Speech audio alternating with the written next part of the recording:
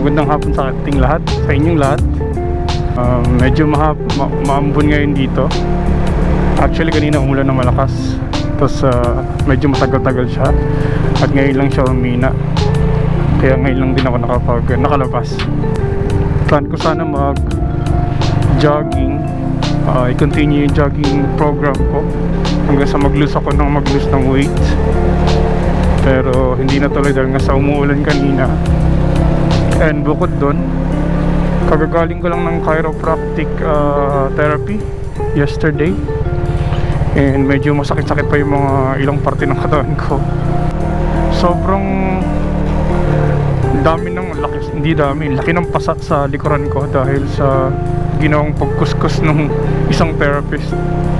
Kasi gusto para daw lumambot yung karne ko. Yung katawan ko sobrang stiff daw kasi sobrang tigas. So kinuskus nila ng kinuskus hanggang sa lumambot. Yun nga, nasobrahan sa kuskus kaya ang laki ng pasa ko sa likod.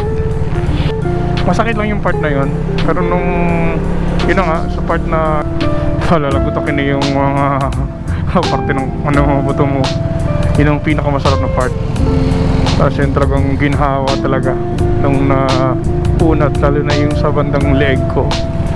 Pagkahila talaga ng therapist, sobrang talaga yung ang daming tunog hanggang sa parang naramdaman ko umabot siya sa pinaka spinal cord ko sa bandang gitna. Sobrang relief talaga, as in enjoy.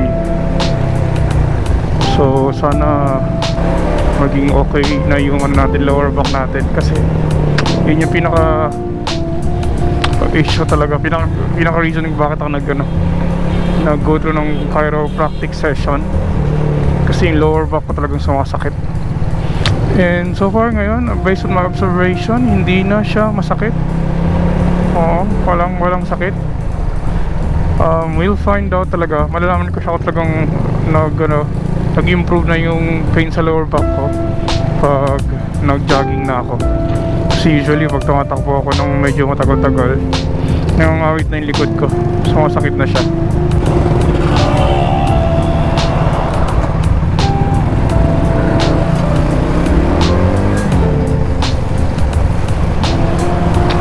So ngayon, naglilibot-libot lang ako dito sa area namin.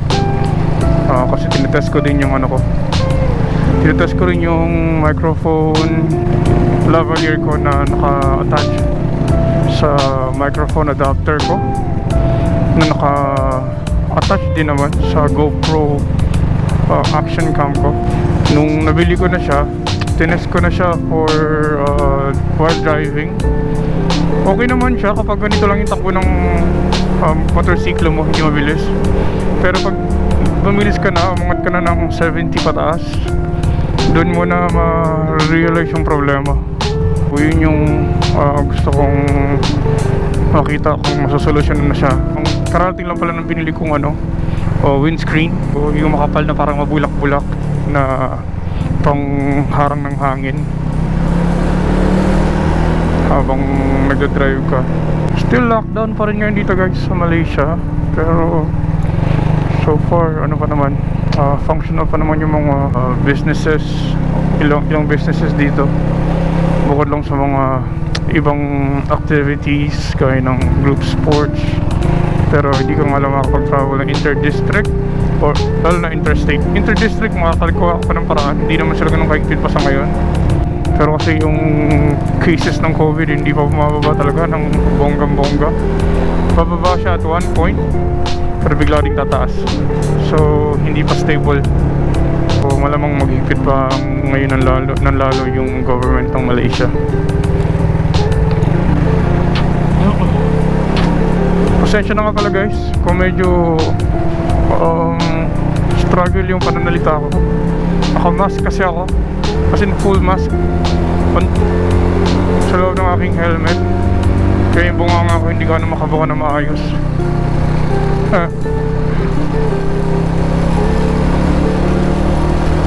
Pero dahil meron akong mic piece, hopefully it helps you guys understand me a little bit more